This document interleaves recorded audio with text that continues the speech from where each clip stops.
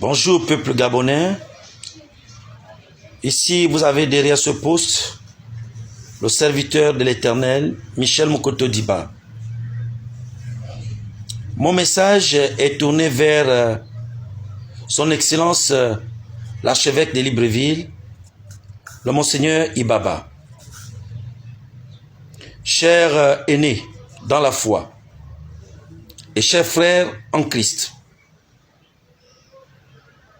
le corps de Christ ne doit pas rester muet suite à ce qui semble ou ce qui se passe aujourd'hui dans notre pays. La montée de violence, les images qui nous reviennent du Haut-Ogooué, plus précisément de Franceville, les images que nous avons suivies devant le Sénat gabonais, et ce qui vient de se passer à Mandji, la mort du jeune homme. Sans oublier la montée de violence verbale sur les réseaux sociaux. Chers aînés, il ne faut pas que les hommes de Dieu, leaders d'opinion, se lèvent pendant qu'il serait trop tard. La responsabilité de la paix au Gabon n'incombe pas seulement le président de la République, mais nous tous. Et surtout, nous qui sommes au service de l'Éternel.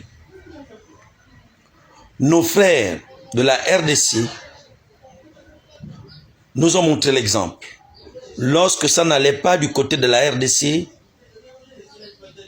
l'Église s'est levée pour apporter la paix. Gloire soit rendue à Dieu que grâce à l'Église, sinon grâce à une grande partie de l'Église, la RDC n'a pas connu ce que nous pensions tous. Aujourd'hui, le Gabon ne sent pas une bonne odeur. Le Gabon, aujourd'hui, il n'y a pas une garantie de paix.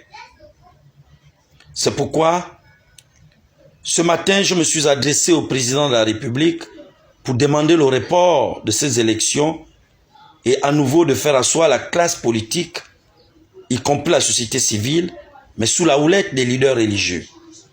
C'est pourquoi je vous interpelle, enfin, que vous puissiez rencontrer personnellement le président de la République pour parler de la question de paix et de la sécurité des Gabonais avant, pendant et après les élections.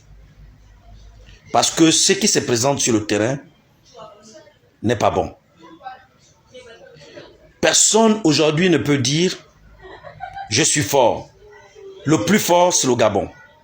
Et c'est le Gabon qui doit sortir victorieux dans tout ce qui doit être fait. C'est pourquoi les égos, les intérêts personnels doivent se taire. Et c'est pourquoi je vous interpelle, archevêque de Libreville, en votre qualité de fils du Gabon.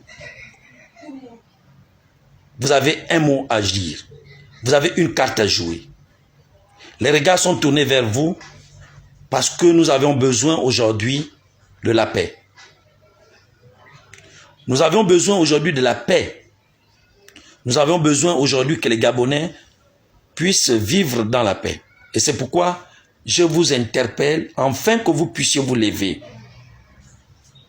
pour convoquer la classe politique, pour rencontrer à nouveau les leaders religieux, pour repousser cette élection, peut-être dans 6 mois, 7 mois, 8 mois. Il faudrait que toutes les parties s'accordent sur ce qui, n'est-ce pas ici, crée des divergences. Nous ne sommes pas d'un camp en qualité de leaders religieux, mais nous sommes pour le Gabon.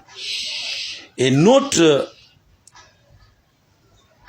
participation dans, n'est-ce pas ici, cette élection, c'est de faire en sorte qu'il n'y ait pas une seule goutte de sang d'un Gabonais qui coule, qu'il n'y ait pas de frustration, qu'il n'y ait pas des émeutes. Et c'est pourquoi je propose par ma voix, y compris la vôtre, que cette élection soit repoussée pour que nous puissions nous asseoir, parce que nous sommes des Bantous, et revoir les choses, pour que les choses se passent en paix. C'est pourquoi je fais appel à votre sagesse d'intervenir, de calquer comment vos collègues, nos frères, évêques de la RDC ont intervenu, se sont investis.